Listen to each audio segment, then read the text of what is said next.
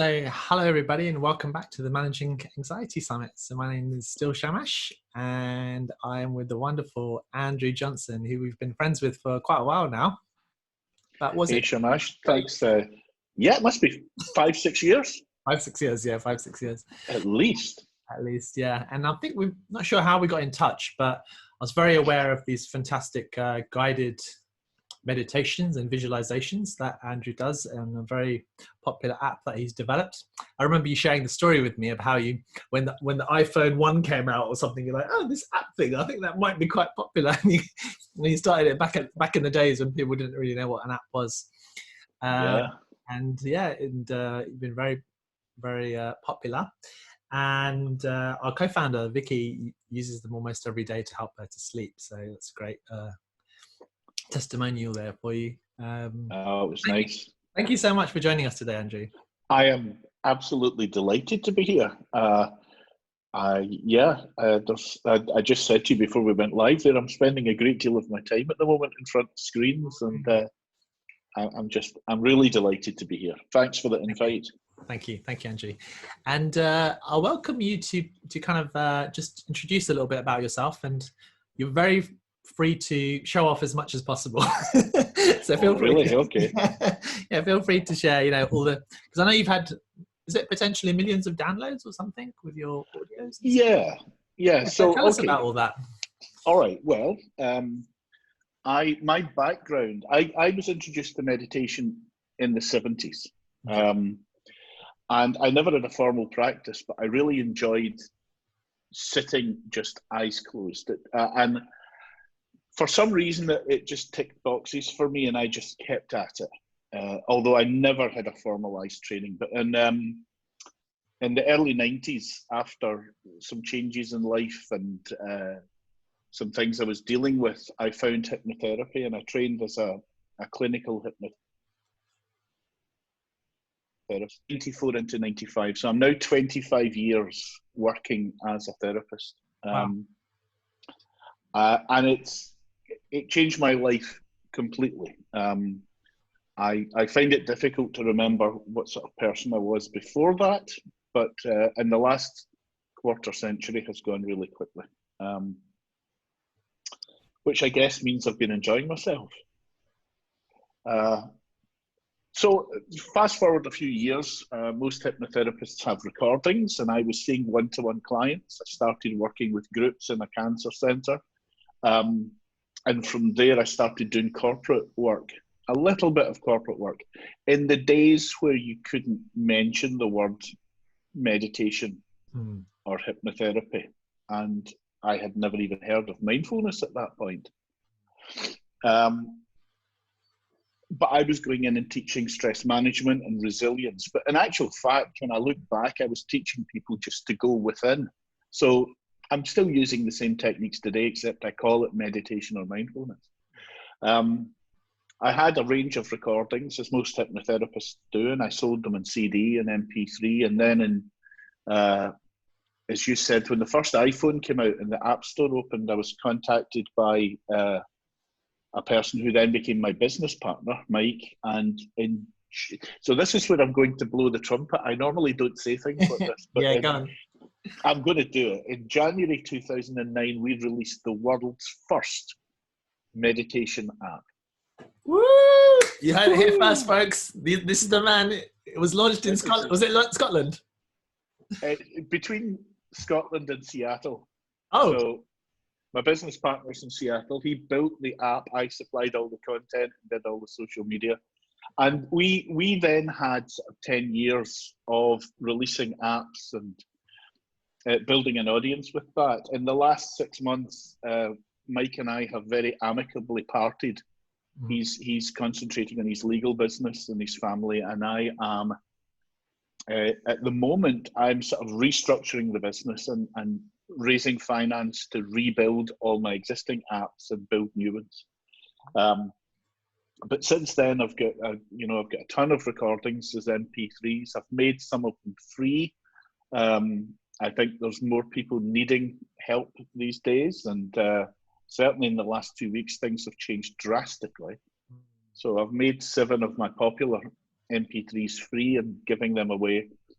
And I'm building online courses to help teach people this sort of idea of getting back in control of their life, of building resilience. So that's where I am at the moment, and I'm thrilled to be in this business. I spend a great deal of my time, I was only joking, I spend a great deal of my time in front of screens or in the recording. I've got a little studio downstairs that I do my recordings. So this self-isolation isn't really, there's not much going on apart from I've got a lot more food and wine in the fridge. All right, nothing much has changed for you. Apart from the sort of social interaction, which I miss, but I'm eternally grateful that I am used to working myself. I am used to doing a lot on the internet, and it's there's not been massive changes. I really feel for people with families and who had jobs that they loved, but they were out of the house and with lots of colleagues. It's changed days for a lot of people. Yeah. So are you finding any particular challenges coming up? Are people contacting you, or are you getting any sense of that, or are you not in touch with you? Yeah. So there's obviously a great deal more stress and uncertainty going on at the moment. I think for many of us, we take things with a pinch of salt, but over the last 2 or 3 weeks, things have just got a little bit heavy. And in the last week, I've had a lot of people reaching out to me and saying that their kids are stressed. I think kids, even more than adults, miss that social interaction if they've been at school for years. And so of the MP3s that I've made free, I've got 4 little relaxations for kids. Probably, I guess, for kids between 4 and 10. Nice, simplified relaxation tracks. So I think a lot of kids are struggling at the moment. A lot of children are struggling. And if they're struggling, the adults are struggling. And if the adults are struggling, the kids notice it, and it's like a vicious circle. Okay. So yeah, that's been the big change this week. But it's coming in waves. So I'm glad to be able to, with 25 years in the business and 17 years of experience with the recordings, I'm really glad to be able to give back a bit at the moment. That's really generous of you. I saw on Twitter you were sharing some of your most popular ones, actually. Yeah. For free for people to just try some. And can you talk about the ones for adults first of all? Which ones are you gifting to people, and what does it do? Well, the 3 most popular tracks have always been across all formats, whether it was CD or MP3 or the apps, have always been the more general ones. So Deep Sleep, that's been my most popular individual track. And that makes sense because even before all this kerfuffle came along with Corona, a great deal of people really struggle with their sleeping patterns. I don't know the exact figures, but it's probably, I think it's over 50% of adults at any one point, whether it's not getting to sleep, struggling to stay asleep, or waking too early.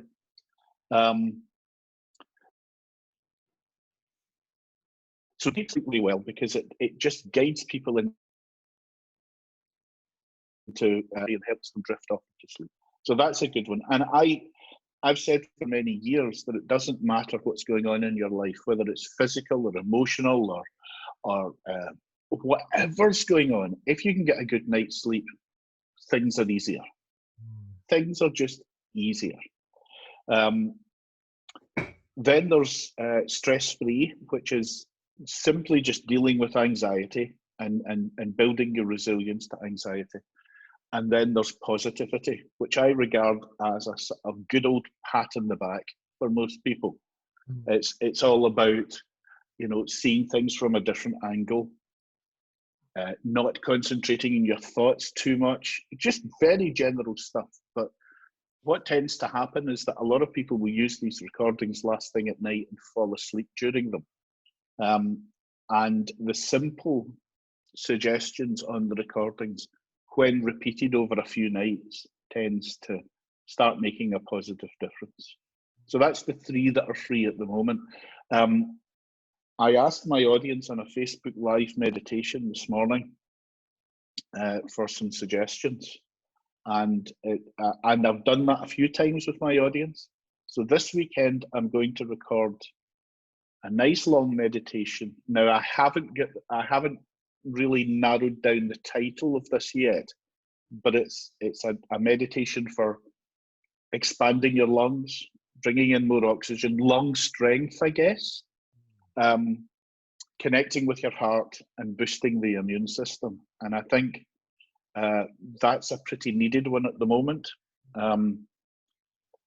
I know that for a lot of people using recordings, for a lot of people these days, it seems as if everything's out with their control. We're being told what to do by the government.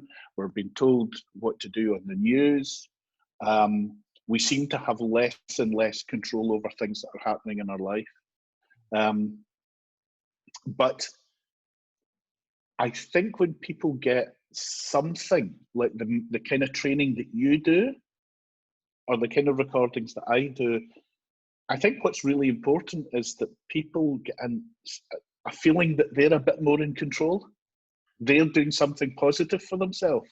And that, if that's the only thing that people get from these recordings or mindfulness training like you do, if that's the only thing, that's still a huge bonus. Oh, that's a really good tip. Yeah. Yeah. I thought it'd be nice if you could talk through some tips that, because you mentioned the sleep first of all, and more people are struggling with sleep at the moment. So if they want to first of all listen to this track, they go to the App Store and their phone. What did they type in to get it? Well, if you put in my name, first of all, I think the Deep Sleep one is Deep Sleep. I don't think, I know. It's Deep Sleep with Andrew Johnson. Okay. And so very early on. Are they all different apps then for the different audios? Yes. When we started, the coding language was very different than it is at the moment.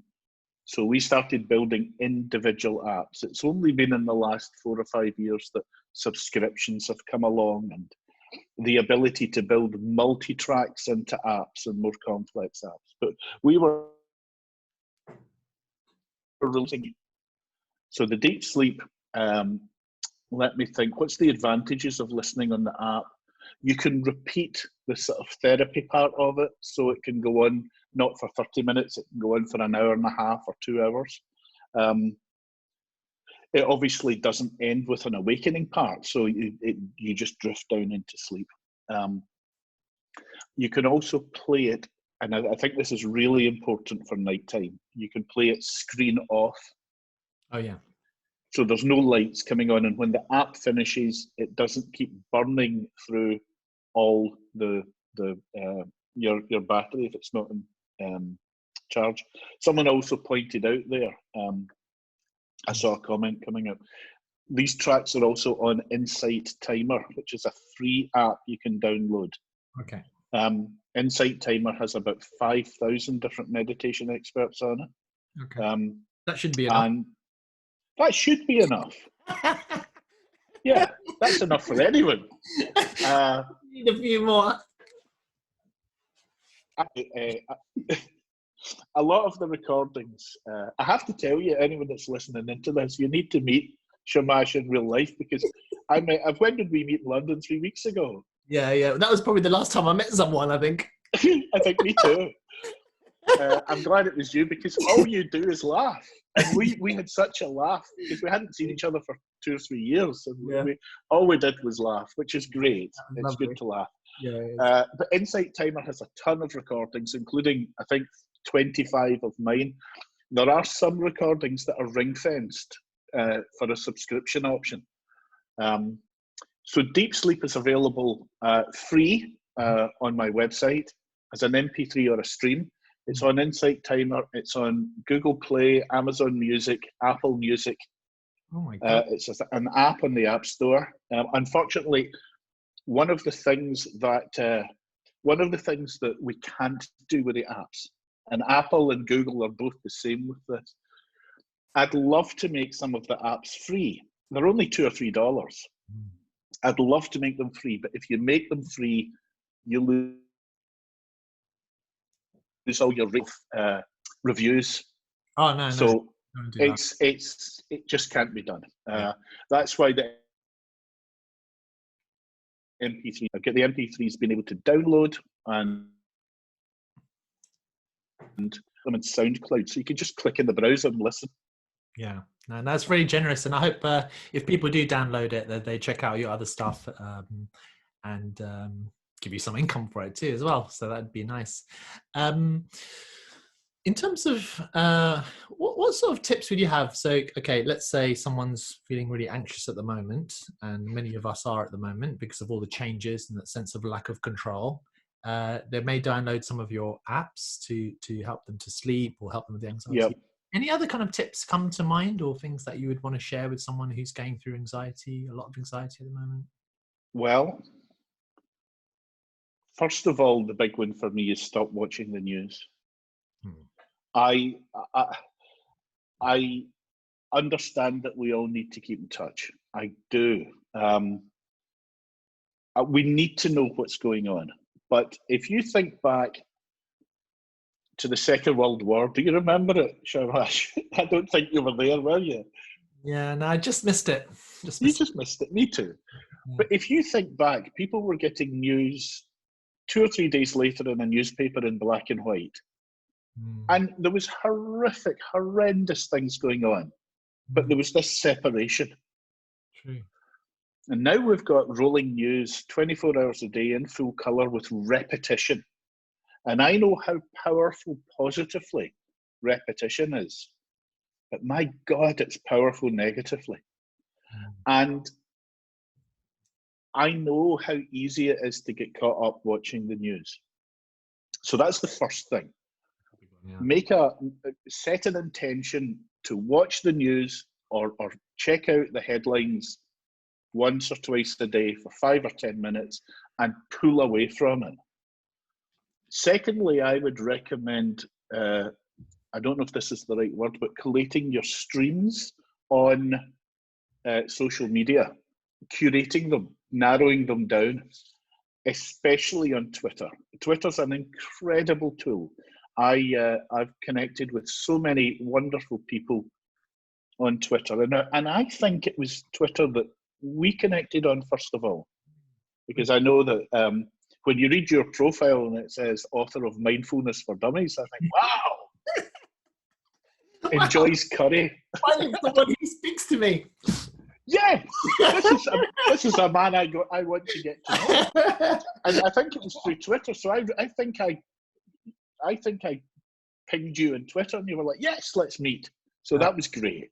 But I go onto Twitter these days, and the opinions that just rattle through are incredible. So narrowing down what's happening with you on social media. How do you do that on something like Twitter or Facebook? Is there a way of doing that you recommend? Yes, there is. You can certainly on Twitter. Facebook is kind of different, but on Twitter you can create lists. Okay, lists.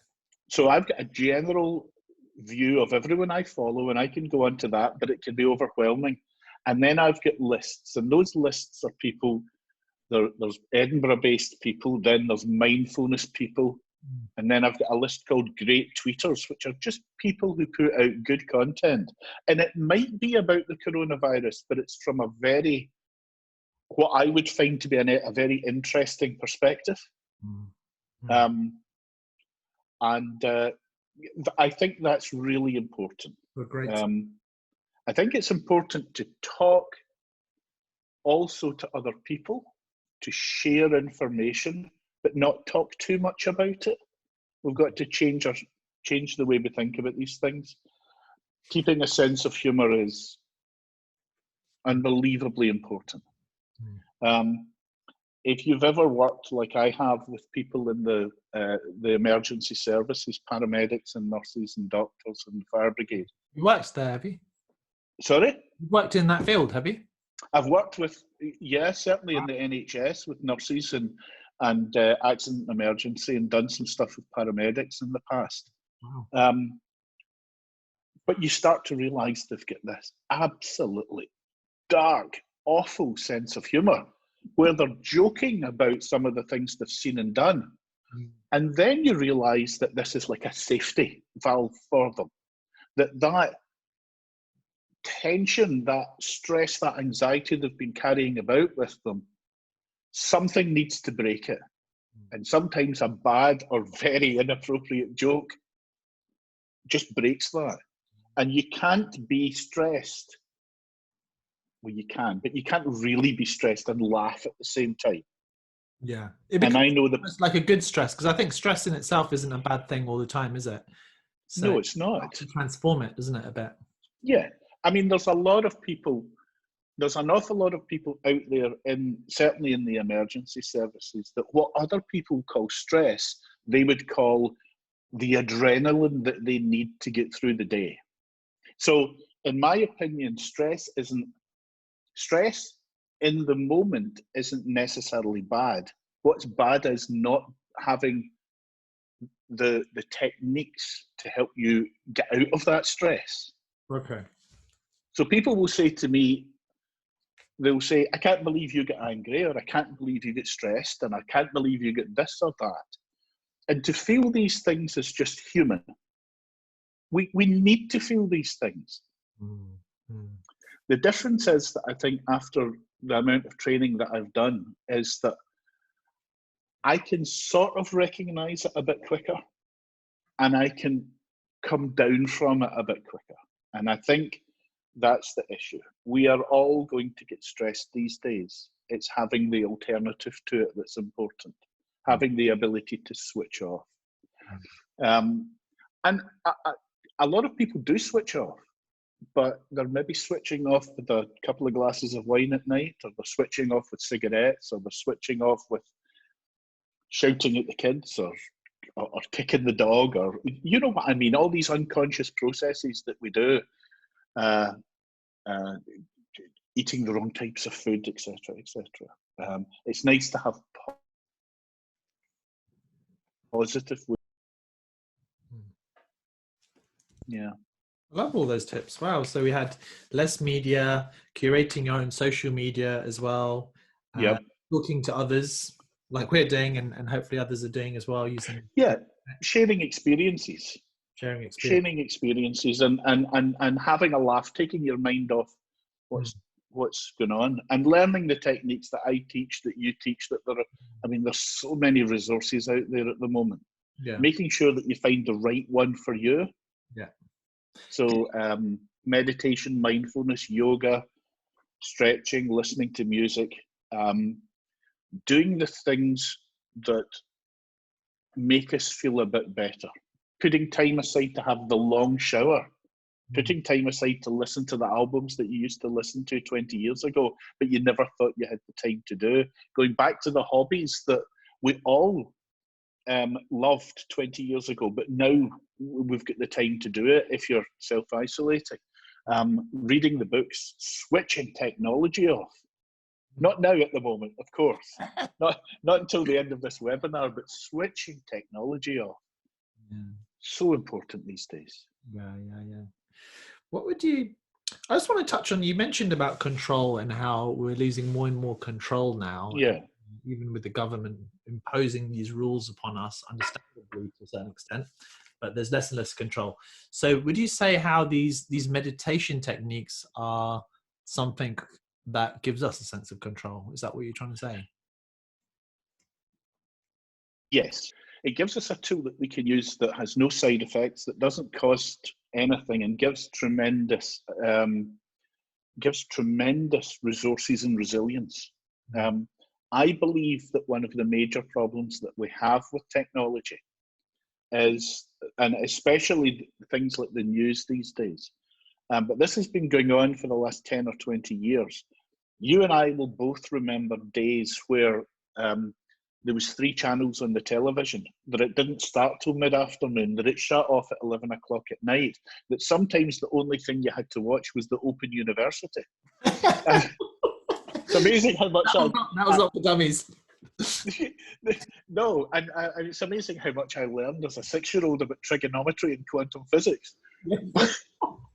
But Yeah. and men in strange jumpers Yeah. talking about stuff How in to look open very space cool as well in those in outfits. a tank top. Yeah. Yeah, exactly. But here's the thing, okay? We have these devices. I'm talking into one at the moment. I'm eternally grateful that I've built a business on the internet. But we have these devices that we have everything on tap. We have endless streaming movies.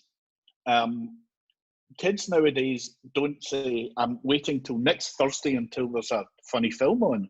They just watch what they want to watch when they want to watch it. And there's huge benefits of that. But here's where I think the big issue is.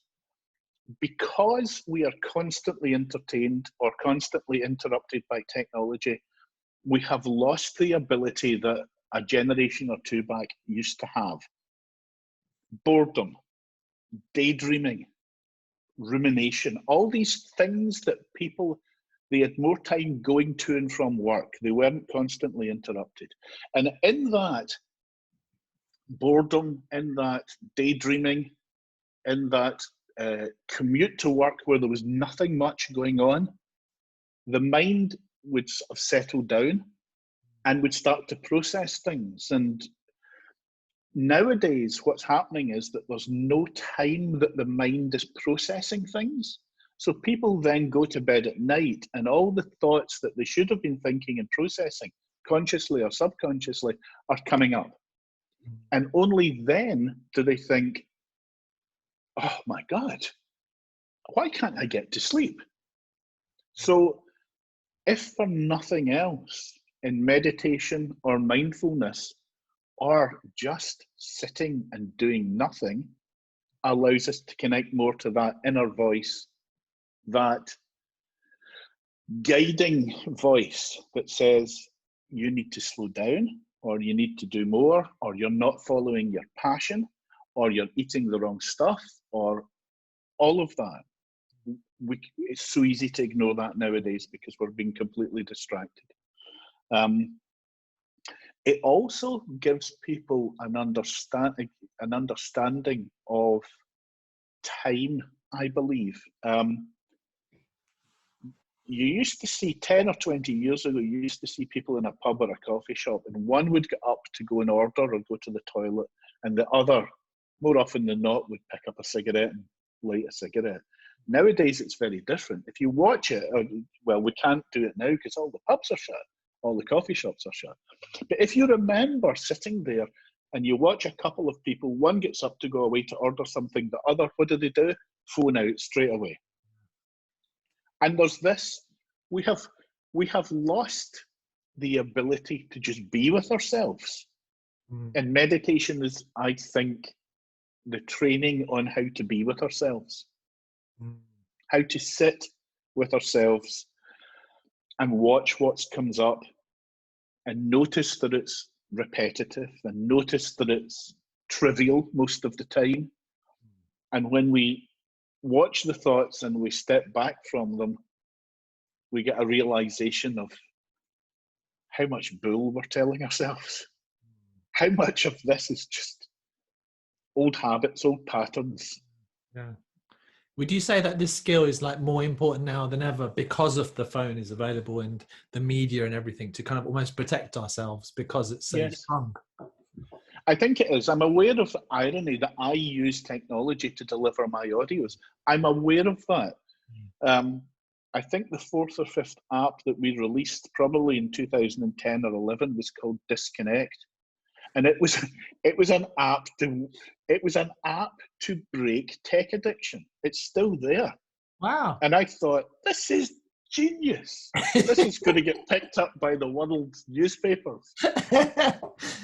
But when I think back, we were 2 years or a year and a half into having smartphones, and already people were talking about the problems that were being caused by having this screen in front of us. So this is not a new problem. We've now had smartphones in one form or another for 12 years, 11 or 12 years. So, so I'm aware of the irony that I deliver stuff in this way. And there are wonderful, wonderful, wonderful I mean, here we are connecting, doing this on modern day technology. It's incredible. It's magnificent, but it is nice. I mean, let me tell you a story. I went across, I think about 3 years ago, to see Mike in Seattle for a business meeting, and I had a choice of 2 flights to fly from London direct to Seattle.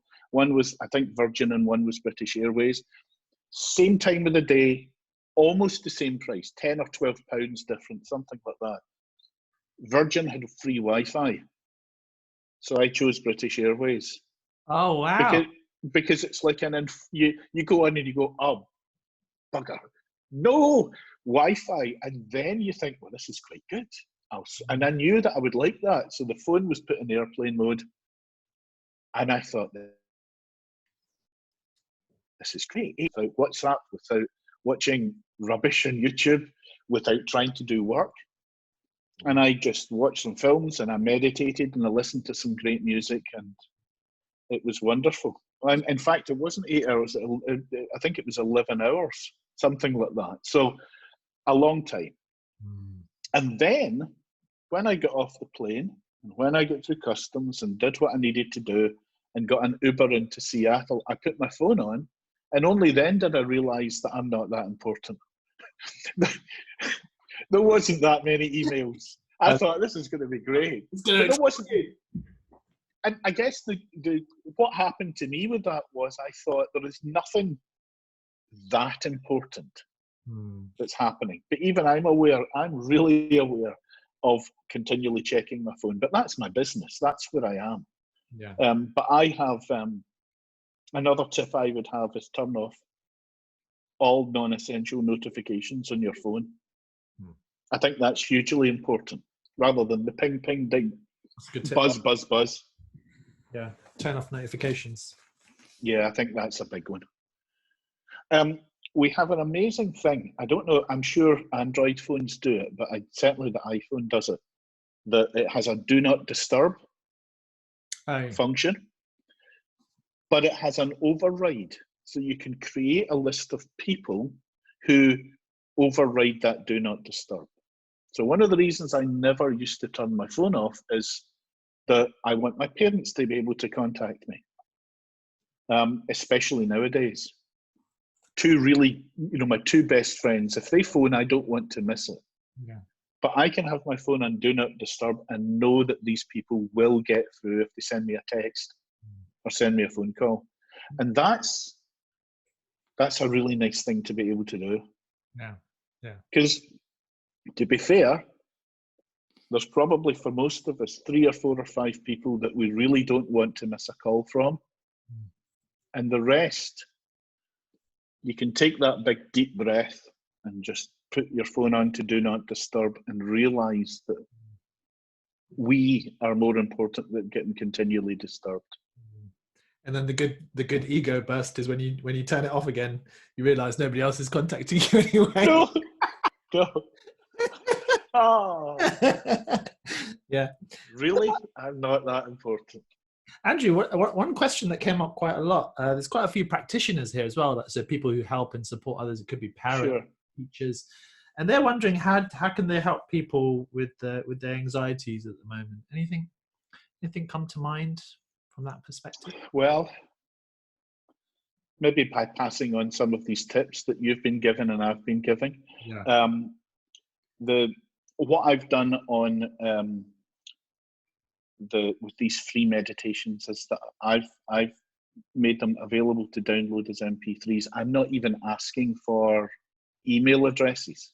Oh, wow. So feel free to download them and pass them on to anyone you wish. And I genuinely mean that. It is, I've touched on this before, but one of the beauties of a digital business is that, I'm not packing up things and posting them. There's no delay in manufacture. So from getting the idea of doing this lung health and heart health and immune system boost, whatever it's going to be called, I'll have it recorded and edited and background music put on over the next probably 72 hours, and it will be released probably on Monday. And that is something that I can do with a bit of passion. I'm putting a bit of time to it. And believe you me, I've got time. And like for many of us have. And I can put it out free. That's the beauty of this digital business. What I'd really like to ask your audience is this. If anyone's got any contacts within the NHS, for goodness sake, I would love to get these recordings and other people's to nurses and doctors and paramedics. My goodness, they're doing an amazing job these days. And even if it's just something that helps them sleep, any contacts that people have, I'd be really grateful. I was honoured last week that NHS Wales, I think it was, listed my free recordings on one of their intranets, and it's great. I'm delighted to know that people are downloading them and using them. Wonderful, wonderful. Oh, that's very generous. And I think there are a few people working for the NHS in our group. So hopefully someone can get in touch with us or directly with Andrew, or we'll put you in touch, because that would be amazing. Yeah. Yeah. Great. I mean, giving away a digital product is no big thing. I don't see it as generosity. I see it as the ability just to give back. I've had a great career with this stuff, and I've been speaking to mentors over the last week, because I've had this real struggle internally about knowing that I have so much that I can produce and put out there, but had an internal battle within me about, does it look like profiteering? Does it look like I'm jumping on a situation? And this is my stuff, of course. This is my internal stuff. But most mentors have said, no, just share and share and share and put it out there and put it out there and put it out there. So I'm gearing up. And all these people are contacting me, these friends are contacting me and saying, God, I've got plenty of time to do things these days. And I'm going, I am unbelievably busy, but I'm filled with this adrenaline and joy of being able to do it and connect with guys like you. Yeah. Because when I watch what you do and you're shining your light and putting it out there to the world and sharing and laughing, this is what we need more of. Thank you. No, thank you. And it's linking with what we were talking about earlier. You're doing something that's so meaningful for you. You're putting a lot of energy and passion into that, and that's helping other people too.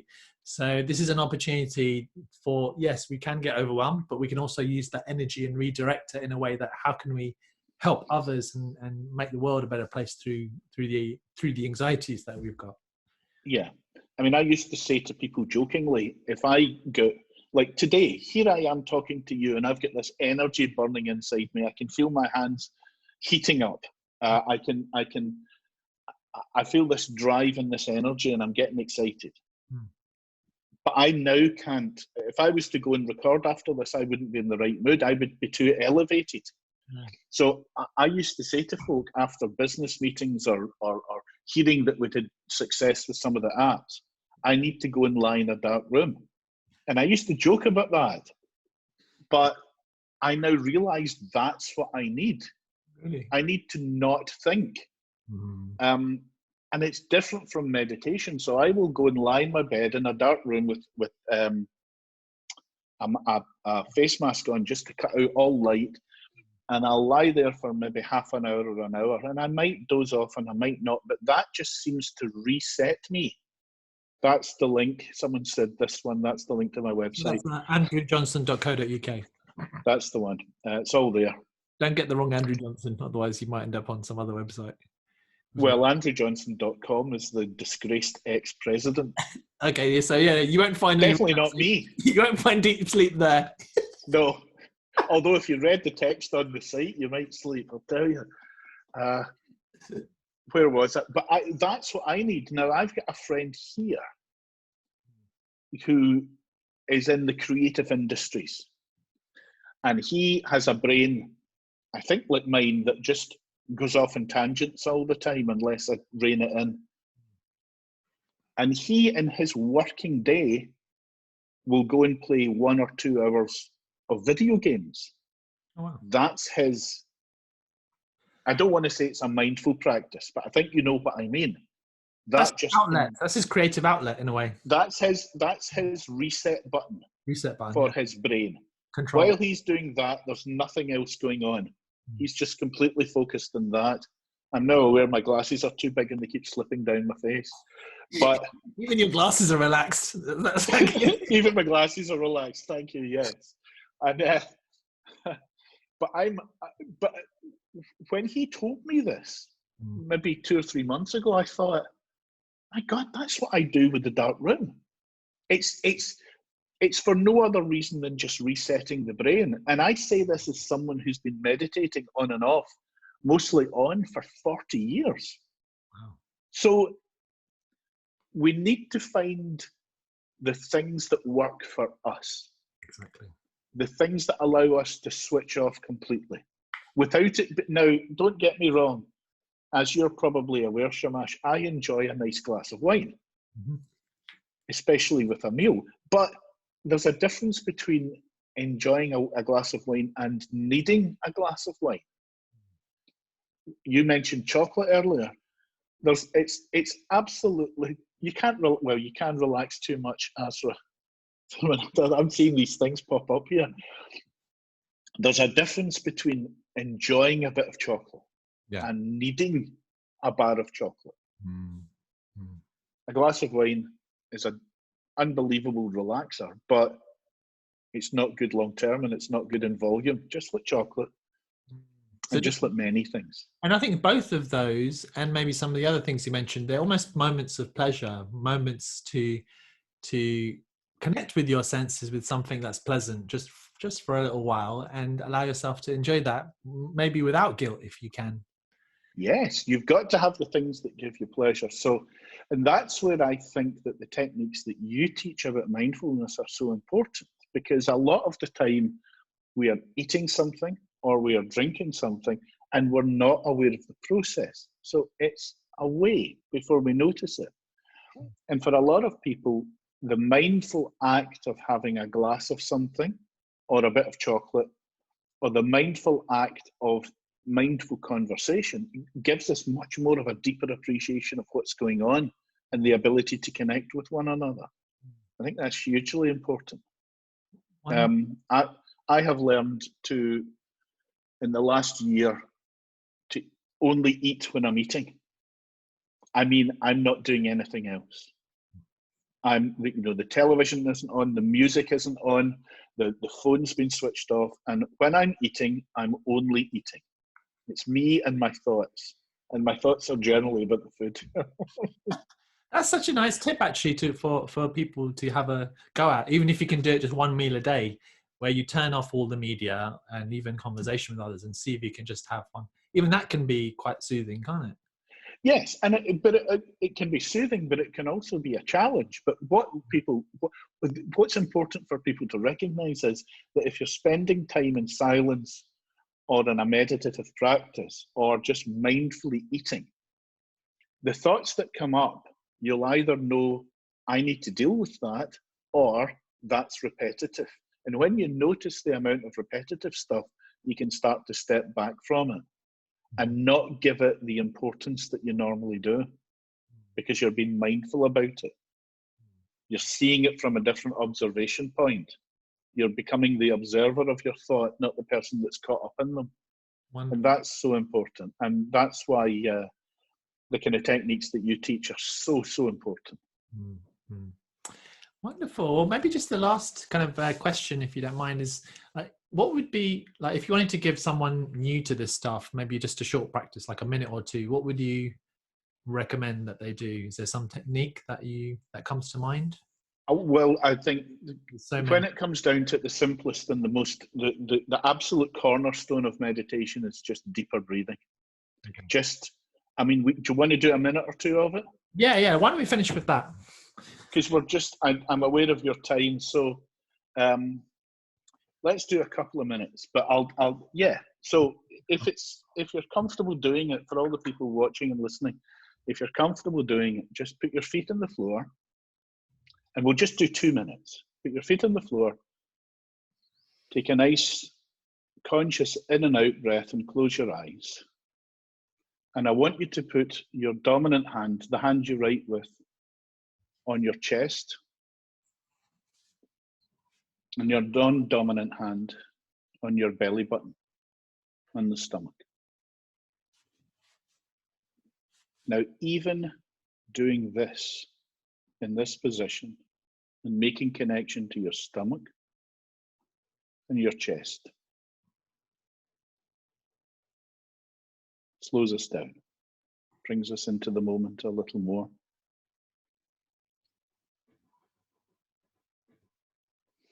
And as you sit there with the hands in that position,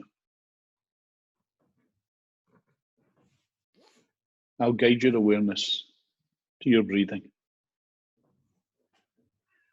We breathe every second of every minute of every day, and we do most of it unconsciously. So now resting your awareness on the flow of your breath takes us a little deeper within. The flow in and out. Notice the natural rhythm of your breathing.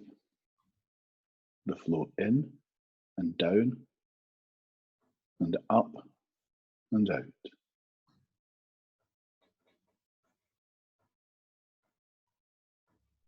Now, a nice thing to do, if it's comfortable, is touch the tip of your tongue onto the roof of your mouth, just behind the teeth.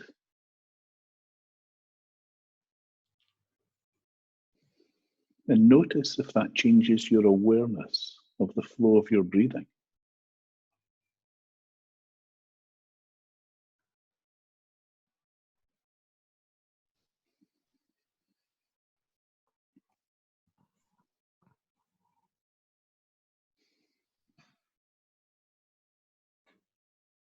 Notice that I'm not asking you to change the flow of your breathing. I'm just asking you to notice it.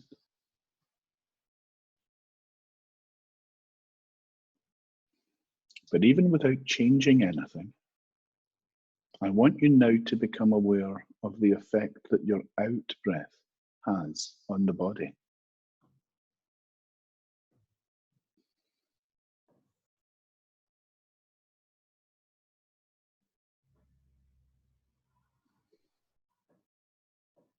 It can seem, as you practice this technique, that as you exhale, you're relaxing just a tiny bit more.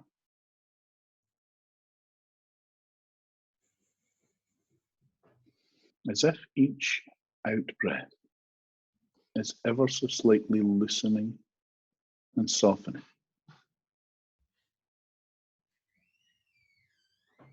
Softening the muscles in the body. Now, this is not something you can make happen. It's something you allow to happen. This is not a competition. This loosening of the muscles as you breathe out is something you surrender to.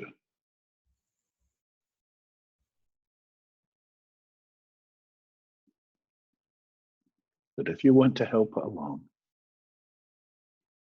here's a lovely little tip.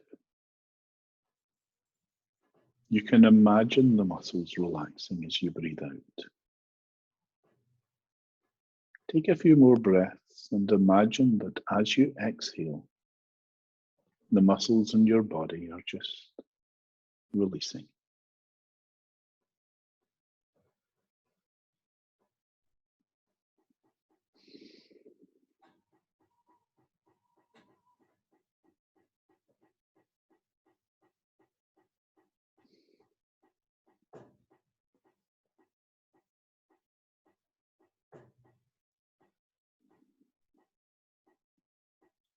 And just notice where you are and how you're feeling. And realize that even in this very short practice, your mind has become quieter Your heart has probably slowed down a little. Your breathing has automatically slowed down. And you're feeling more grounded and centered and balanced. Perhaps even feeling a little bit more in control. And after all, that's all we're looking for in life at the moment. It's just a little bit more control. So with that thought in mind,